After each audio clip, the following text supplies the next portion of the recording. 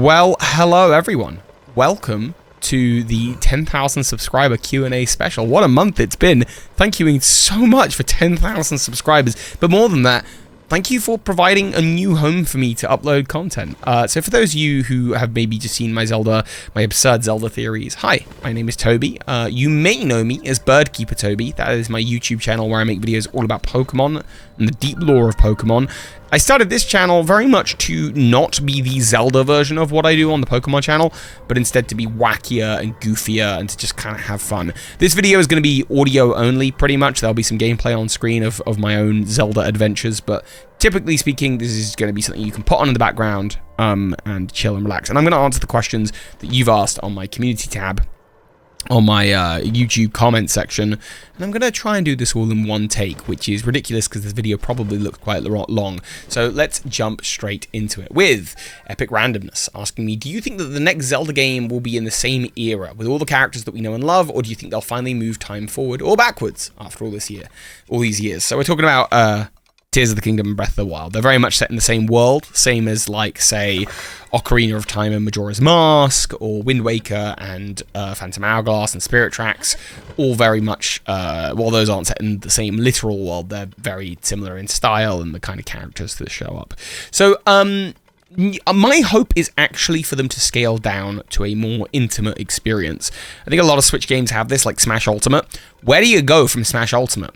Where do you go from Tears of the Kingdom? These games have everything, and I think the better thing to do would be to do a more focused experience, like, say, Majora's Mask, something a little bit more delicate, something a little bit more precise.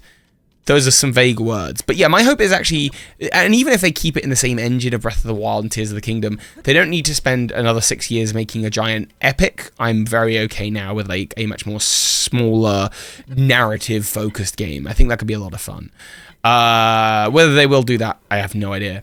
Ross Jones asks, basically, are there any bosses in the game that are, well, there's a lot of bosses that are, like, bigger versions of smaller enemies. Is there anything that I'd like to see, like, a small enemy turn into a boss? Kind of like having, like, an Archmage boss that's basically a giant Wizrobe, or a Redead, a colossal Redead, you know, or something like that.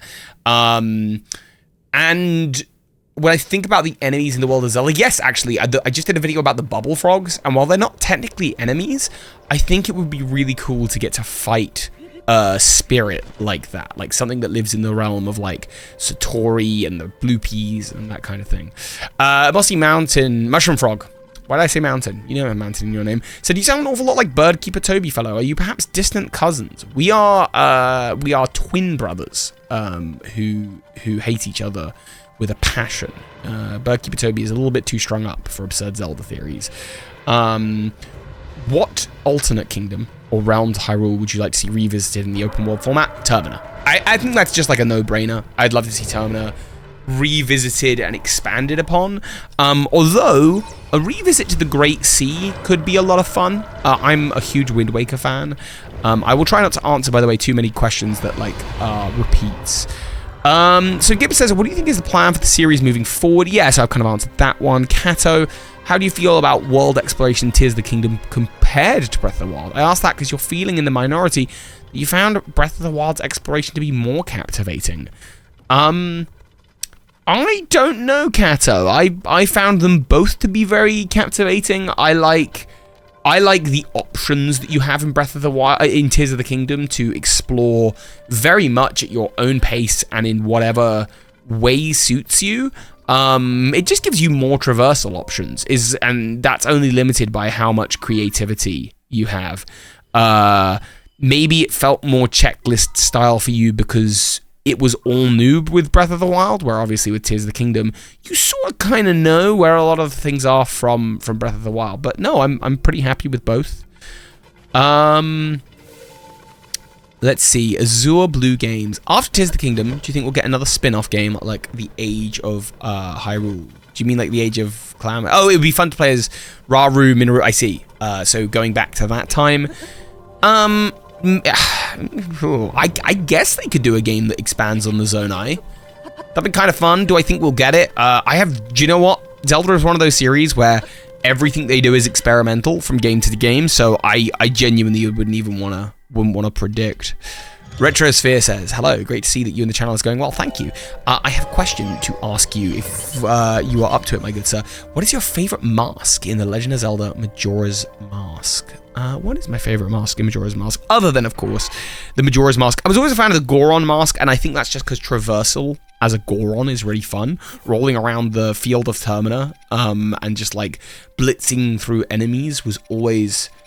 yeah, always just so much fun. I can't think of a specific mask that I, like, always was putting on because it's just so great. But the Goron mask in particular, I think, is one of my favorite from this game. What is better, top-down or 3D? I think I'm typically more of a fan of the 3D Zelda games, but I think there are some amazing top-down experiences, and I think it would be really cool to see games like Minish Cap, games like Link's Awakening, not Link to the Past, revisited in certainly the same style as Link's Awakening, which I really enjoyed. What original Zelda enemies would you most like to see in return in future games or potential DLCs for the Tears of the Kingdom? I'm a huge, and it's not an original enemy, so I'll apologize, but I'm a huge fan of the Helm Rock King from Wind Waker. Wind Waker is my favorite game. I'll probably say that about 3 times in this video, but the Helmarok King is a well-designed enemy, just visually, and I'd love to see it brought into the world of, and the Cragger Rocks brought into the world of Tears of the Kingdom. What do I miss the most about past Zelda games that I wish was included in Tears of the Kingdom? I think more puzzle-focused rooms, which sounds so odd when you've got the trials, you know, everywhere, the shrines. But I think within dungeons specifically, those puzzle-focused rooms, in the Gerudo Desert in Tears of the Kingdom, there was a really nice. There were a couple of rooms that were very much like that, and I really liked them. And I just wish there was more. Harley Stubbs, what are your thoughts on Misko the Bandit? Personally, have a theory that he could be the Happy Mask Salesman. I don't know who Misko the Bandit is, but I'm gonna look into that. Because if there's a connection to Majora's Mask in a way, I think that'd be really cool. Fly on King, do you think Age of Calamity creates a separate timeline where the Calamity did not happen? I've not played Age of Calamity. I'm just going to throw it out there. I've not played that game. I don't know how the fandom feels about it as canon. You'll have to let me know in the comments whether you think Age of Calamity is like perfectly canon or it's like a separate timeline or what. But it is one that I have not played. I have watched a lore deep dive on it when it first came out from Zeltic. But I don't really know about that. Nintendo'd. We had Breath of the Wild with the land, Tears of the Kingdom with the sky. Do you think the next game could be a spiritual successor to Wind Waker and focus on the ocean south of Hyrule with a bunch of islands? I would love that. I would love that. Somewhere down south from where Sidon's wife comes from or something. Yeah, I would entirely adore that, Nintendo'd. Like I say, Wind Waker is... write it in the comments. My favorite game! Terrapin! I'd like to know what you think about the timeline in general. I generally dislike that there's a downfall timeline, says Terrapin. Also, you might notice I'm shortening some of these comments, just for the sake of time. The timeline is a wonderful, wonderful topic, because I hate it. My favorite thing about Zelda theorizing is that, basically... I started doing Zelda theories before the timeline, the canon Hyrule Historia timeline came out. And it was an entirely different world back then. Like, the idea that Majora's Mask might actually secretly not be the game after Ocarina of Time, or no, let's think of a better one than that. Like Minish Cap could be the game. It could be a game that comes after Ocarina of Time, or the Forward Swords Adventures Ganon may actually be related to one of the other Ganons. These kind of things. I really enjoyed this way of theorizing. The timeline that came in Hyrule Historia just basically shut down a whole bunch of theory ideas. I always felt that, no, it says in the Hyrule Historia that this is just like one interpretation of history, and that changes as we discover new things. And then they changed the official timeline on the Japanese website a couple times. They put out new stuff suggesting that Termina went from being like a dream world to a alternate dimension or a different country. So they keep changing their mind. And then Breath of the Wild, basically says, hey, let's just kind of ignore that timeline thing. It really doesn't matter. And Tears of the Kingdom continues to do that. And I am a big fan of... the idea that the game creators are basically telling us, look, yes, we put out that book because there was a lot of people talking about it, but actually, it's The Legend of Zelda. Like, if you see a connection between two games that you like, or you think there might be a timeline split because of time travel at one point, or you think there's no timeline splits at all, you do whatever works for you. It's whatever works for your headcanon. I did a whole video about the timeline, and there definitely are, like, some hard rules, I think, or kind of hard rules. Like, for example, Phantom Hourglass comes after Wind Waker, and Spirit Tracks comes after Phantom Hourglass. You could totally make a pitch that Link's Awakening happens after Phantom Hourglass as well. It's yet another seafaring adventure where while discovering the sea, before discovering New Hyrule, it happened. And, like, I would hear the argument, totally, and I think people should be open to that kind of thing. But I feel like since the official timeline came out, people have been less inclined to like, really get liberal with it. But again, we have to remember they're just the Legends of Zeldas, you know? Link's Awakening happens at a time where Link is out at sea, and he becomes shipwrecked. That could totally have happened during the events between Phantom Hourglass and Spirit Tracks. It could have done. But, you know, a lot of people would just go, but no, that's ridiculous, that's absurd. And that's why I like the channel name, Absurd Zelda Theories. Because, like, let's have fun with it. Like, if it works for your headcanon, then it's valid, you know? It's The Legend of Zelda. They're all legends. Do you think the 3 dragons are the golden goddesses that swallowed their secret stones? I don't know. I don't know that if a goddess, and again, it's all very hypothetical, I don't know if a goddess, if they swallowed a secret stone, would turn into a dragon. Like, I feel like a goddess could probably handle swallowing the secret stone. So I don't know. I don't know about that. But, you know, definitely open to it. Dinroll, Farosh, Nidra, they all share names with Nehru, Faron, and the other one, Din. Okay, we've got the gaming subspot says that this may be done by Famicom new ways. Toby, do you believe that with enough resources, Legend of Zelda will become an MMORPG? I have no idea. What armor set would you like to see? I'm just going to jump straight on. What armor set would you like to see in Tears of the Kingdoms DLC?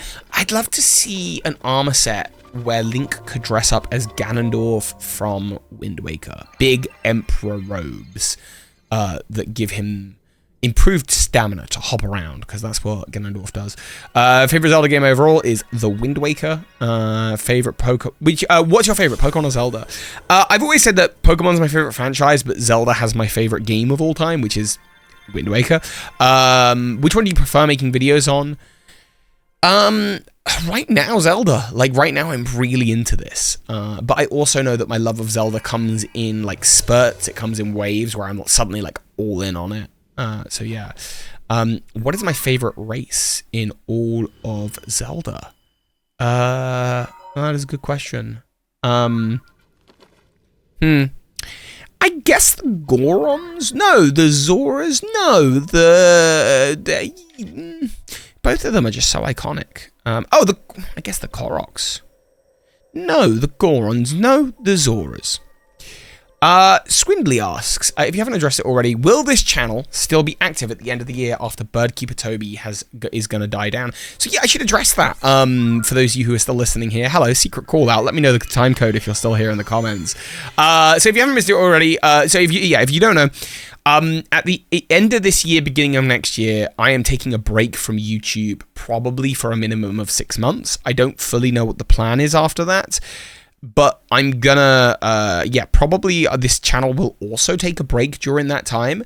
But both this channel and Birdkeeper Toby are monetized. And in order to keep monetization status, stay part of the YouTube Partner Program. I have to upload at least once every 6 months. So at least once every 6 months, you will be kept up to date with something. But I could very much see Absurd Zelda Theories just being the kind of channel where I do upload a little bit more infrequently from now on anyway, because, you know, Tears of the Kingdom just came out. Now I would rather do less videos, but make them better and bigger and longer. I think it would be really cool to do, like, big half-hour long super videos. So, yeah, I don't know. You could probably expect something every 6 months at a minimum. But it may also go on break. But maybe not. Like, Absurd Zelda Theories doesn't come with any of the same baggage that Birdkeeper Toby does, which is, 8 years of Pokemon. It's exhausting, but I do think a break from content creation for 6 months wouldn't hurt. But that'll probably be in February, March time that'll start, and I will, of course, keep you updated. Ace Lennon Sang, I hope I said that right. You've spoken before about being autistic. How has that impacted the way that you do your channel and stuff? I'm also autistic and have ADHD, and seeing people really just go hard on their content inspires me a lot. Thank you, Ace. How does that impact the way I do my channel and stuff? I think it, helps with sort of hyper-focusing on, like, the month of release. Knowing, like, I am all Zelda this month. It's all I'm thinking about. It's all I'm talking about. And so it's allowed me to go hard and really launch the channel. Whether that's because of my autism or not, I don't know. I suppose it's not like I could go through life and say, that happened because of my autism, or where I sit on that scale. Like, it's deeply interwoven and probably affects everything in some way or another. So yeah, I know that does not answer your question very directly, but I don't know that I can give you a super direct answer. What's your favorite game outside of the Zelda series? Well, I've obviously already said Pokemon, but I'm also a huge fan of the Last of Us games. Tunic. Tunic is amazing. If you like Zelda, you'll like Tunic. And you should check that out. The Resident Evil series, I'm a big fan of, and Fallout, Skyrim. Very interested in, like, what Starfield's going to bring to the table. Looking forward to the new Spider-Man game. Haven't had a chance to play the new Jedi Fallen Order-ish game, whichever one it's called. Last Jedi Fallen Order, I'm not sure. But I haven't had a chance to play that yet, but looking forward to it. Do you enjoy the fact that there are so many side things to do in Zelda, or does it feel overwhelming, says Chili? I enjoy it, not because I very much intend to not do everything. Like, and that means that there's replayability. That means that, it's not my job to do everything. It's my job to do some things. And whatever I do this time, I'll try and make, my second playthrough, I'll try and make different from my first playthrough, which just means I get more unique stories playing Tears of the Kingdom multiple times over, that kind of thing. CLS Studios ask what my thoughts are on why Suga is exclusively in Age of Calamity and not at all shown in Breath of the Wild or Tears of the Kingdom. I don't know who that is. So my thoughts are pretty limited on that topic. I also have a tweet here that has some responses to it. It's got a couple of replies, so we'll work our way through there. Do you think that time travel is possible outside of using tears or magic in the Tears of the Kingdom timeline? Just want your take. Yes, time travel is a fact of the Zelda universe. There's a number of artifacts and items and magical powers that allow you to do it. I think saying it outside of magic, like, I don't know, like, all of the items, even the tears are magic related. So is there a way outside of that? Probably not, but are there other ways than what we see in the game? Yeah, probably. You could probably make an argument that, like, time travel is a thing that the Rito have access to because of... Provide some evidence, make it wacky, but yeah. Do you think there's a way that the cycle of the Triforce can be broken? It can, because in Low Rule, and this is GM Moley asking this, in Low Rule they obviously don't have that Triforce, and it all goes horribly wrong for them. I haven't played all of that game. I bought a second-hand copy of A Link Between Worlds from Game, and then it loaded it up. And it was on the final boss battle, so I did the final boss battle and then just didn't play the rest. But I've heard it's really good. Bill Sue, I hope I'm saying that right, Bill Sue Art has said, can I have an absurd Zelda theory about my project? And what Bill Sue's talking about is they have a amazing project on Twitter where they're creating Zelda, like, Pokemon that are based off of Zelda enemies, and sometimes some Zelda enemies that are based off of Pokemon. There's a whole bunch of things going on with that project. I think it's really fascinating. I really like the artwork. I don't know how I'd make a theory on it, because I just don't know enough about the world, I suppose. But Bill Sue, and I'm going to be sending you a DM anyway on Twitter, so check your Twitter's DMs. I would love to do a video about your project, even if it's just showing off some of the creatures, because we live in a, my audiences are Pokemon and Zelda, so I think it would be really, really cool to do. What else we got? Pardon me. Jamon, congrats, Toby. What is a theory that is canon in your mind? Ooh, that's a good one. That is good. I like that a lot. For me, it's that the Gerudo are the Twilight. I have seen the arguments in the replies to that video, the Gerudo being the Twilight, of people who are just like, it does not make sense because of this, that, or the other. And what I find is that when people comment this, that, or the other, it's things that are like part of their Zelda headcanon or part of what they treat as Zelda fact, because maybe it's in the Hyrule Historia or the Zelda Encyclopedia or whatever. But like, I just don't count those bits of evidence because I don't see them as such. Based on what is in the games, to me, there is no argument, I think, that could really convince me that the Gerudo are not the Twilight, that they're not the same beings in some form or another. I think that was fully the intention when they were made, and I think that fully translates into the game. But that's just me, and I know that, like, I can feel the anger of people. Like, I can feel like someone's already typing a comment, like, "You're an idiot, Toby." I'm like, that's fine, you know? Like, if that doesn't work for your headcanon, that's cool. But in my headcanon, in my understanding of the legends, that is a set of events that make sense to me. What is my favorite Zelda game? Yeah, Wind Waker. But you know what? Like, if it comes to the top-down ones, Minish Cap. I know that's not a particularly unique take, but yeah, Minish Cap for sure. And then I think I have one more Twitter set of comments. And then maybe I have one more, so I'll check. Toby, what is your favorite person that Link has encountered in the games, and why? And that would be Tingle. Tingle is amazing, and I want to see more Tingle in the future. Was there anything that first got me into the Zelda franchise? Yeah, I totally stole my cousin's copy of Link's Awakening. So it's all based on theft. But I was in my cousin's house, and this has been translated back. Like, they know this. This is fine. This is when I was a child, but I was walking around and I pickpocketed, which I shouldn't have done. Don't steal. Stealing's not good. But I pickpocketed a copy of Link's Awakening DX and played that, and I realized, oh, my brother already has this game. So why I pickpocketed it, I have no idea. I say pickpocketed it like it came out of someone's pocket. I just went into my cousin's room when he wasn't in. It's fine. I have offered it back. They don't want it. But then actually, years after that, I was, when I was about 10, a kid who used to live down the road from me used to come over, and he knew I had a GameCube, and he brought over the Wind Waker and Ocarina of Time Double Disc edition, and he brought it in, and he was like, "Oh yeah, this is my dad's, we can play it," and then he just left it with me. So to that dad, I am sorry, and apparently I stole all my early Zelda experiences. I got nothing on that. But actually, when I first played Wind Waker, I hated it. I was much more into Ocarina of Time, which is weird because I was younger then, but I was just really into the high fantasy of Ocarina of Time. But now I really appreciate Wind Waker. Trevor Johnson has also asked, what was your first ever experience with Zelda? So that kind of lines up with that. But for the channel, do you eventually intend to dive deeper into previous Zelda lore? Yeah, totally, 100%. Right now, it's all Tears of the Kingdom because Tears of the Kingdom is the thing.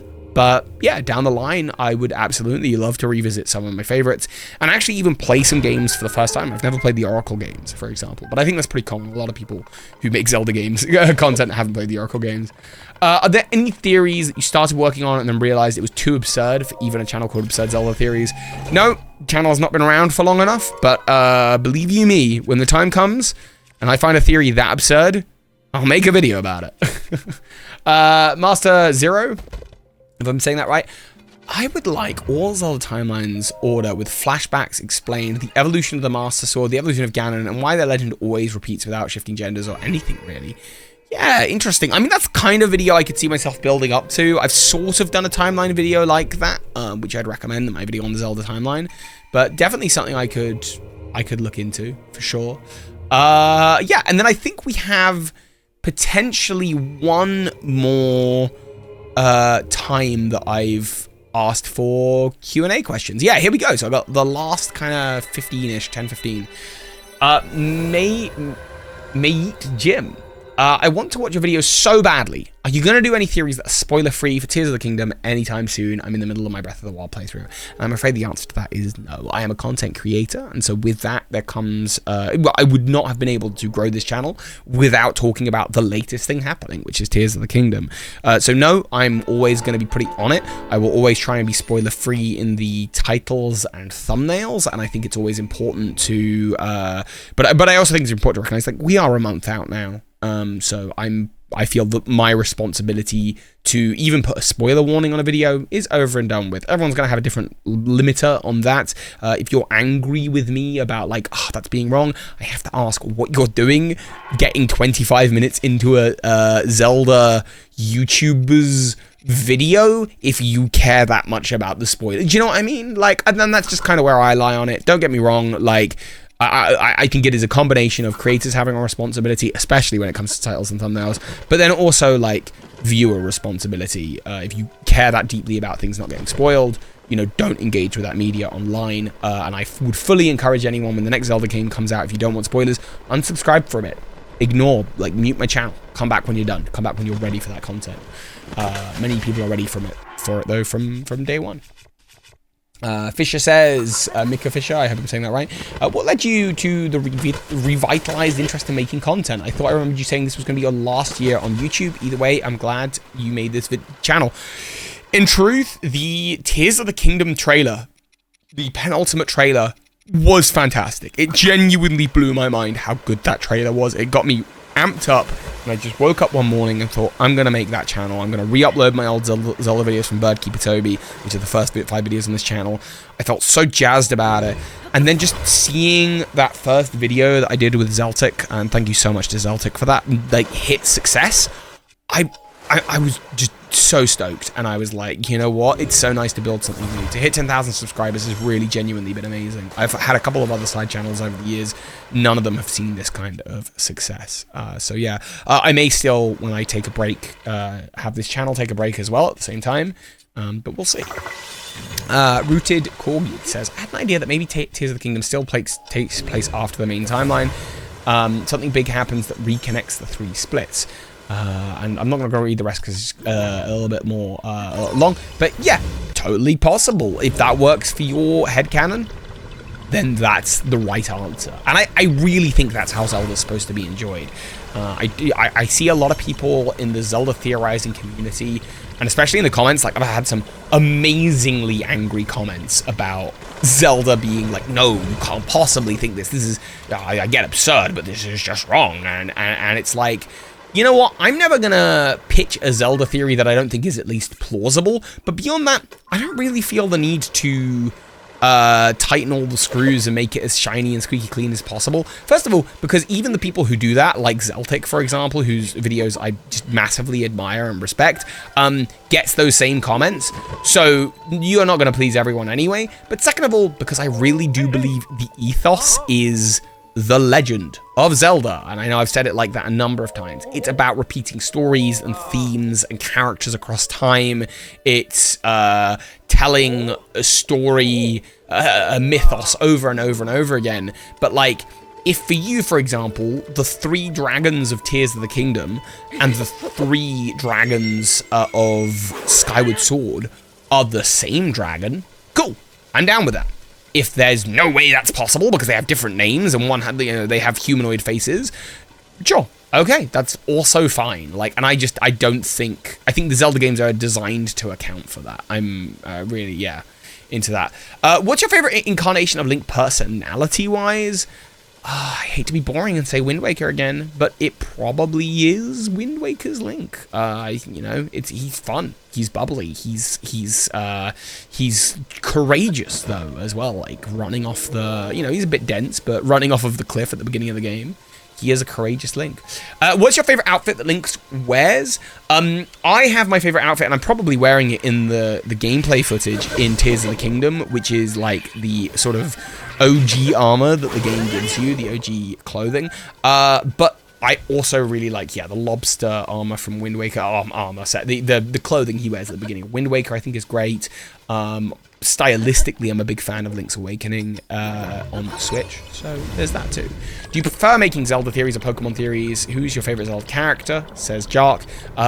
Right now, the Zelda theories, but that's also because I've spent 9 years mapping out Pokemon lore, and like, that barrel I'm at the bottom of that barrel, but Zelda, like, there's so much untapped potential, and that's really exciting to me, and that's why I prefer it at the moment. My favorite Zelda character is, interesting, probably Ganondorf, and that is an odd one. He really is just evil for the sake of being evil, and that seems like an odd choice for me to really like that. But actually, I don't get to see that very often in media and enjoy it. Because normally stories that have the bad guys evil for the sake of evil is like normally that means a really bad story, like in my mind. But for me, it's something about Zelda and the simplicity of that just really works for me. It's part of the experience. And yeah, I like watching his zany, angry face. 2 questions from Tolkienism. What's your favorite Zelda game? And what is your favorite Pokemon game? Probably Legends Arceus. Maybe Colosseum on the GameCube.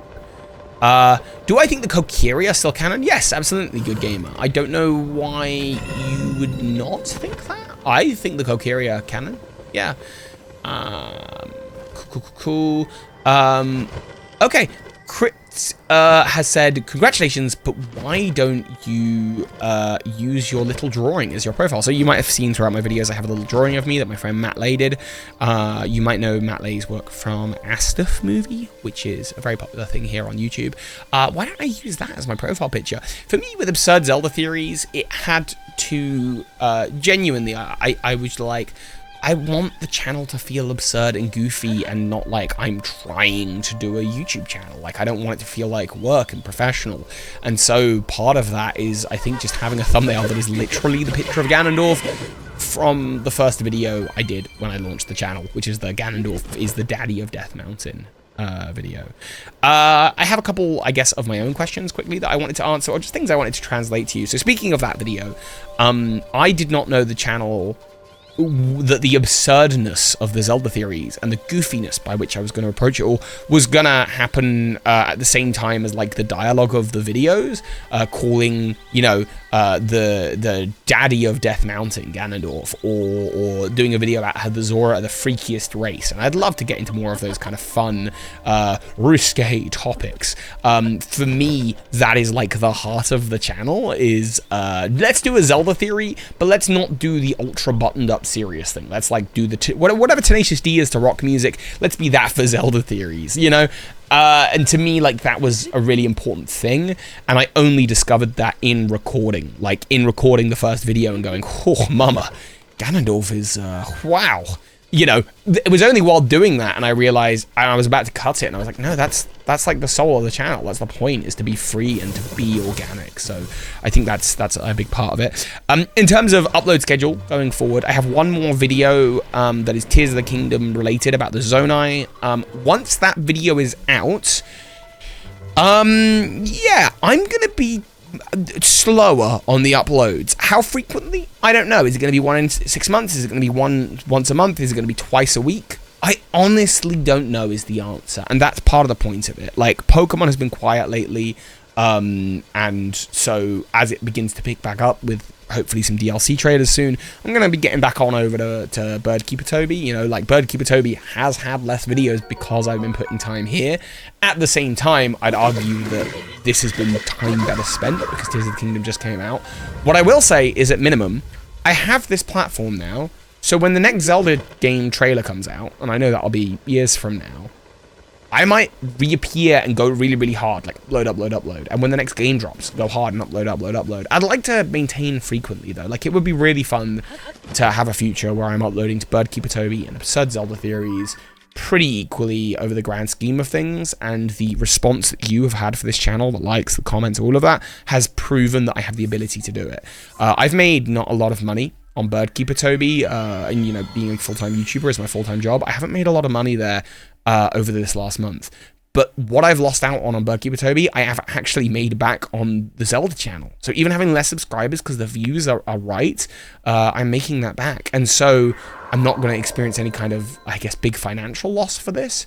And that is huge to me. That means the world to me. What I will say is, of course, if you want to see more Zelda videos, please do consider becoming a YouTube member. There are no benefits to that other than just supporting what I do and allowing me to work with editors to upload more frequently across both channels.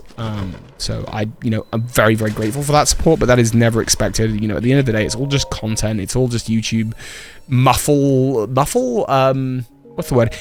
Rambling, bambling, dambling, talking about Zelda. So, look after yourself first. But thank you again so much for anyone who has subscribed. And we do have a couple members, and actually, let me find them, because I just want to say a huge thank you to them for exactly that, for being members. So a huge thank you to, the 3 of you. Plays for Fun, Hyrule Friend Joe, you are a friend, and Trickster3723. Thank you for being my first YouTube channel members.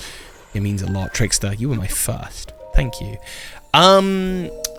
Yeah, and with that, my hope is to keep these Zelda videos coming. So, if there's anything you'd like to see, let me know in the comments. Also, I'd love to know in the comments, and if you've watched this far, wow, hello, hi, thank you, it really means the world. Did you come via Birdkeeper Toby, or did you find the Zelda channel organically? Let me know. Thank you, again, so much for 10,000 subscribers. You're incredible. This could well be a big part of my future, this Zelda channel. And that means a lot to me, because it was my first love doing videos about Zelda even before the Pokemon channel. So it means the world that I get to do that again. So yeah, thank you. I think this video's gone on long enough. Enjoy Tears of the Kingdom, enjoy your Zelda games, enjoy your weeks. Take care, everyone.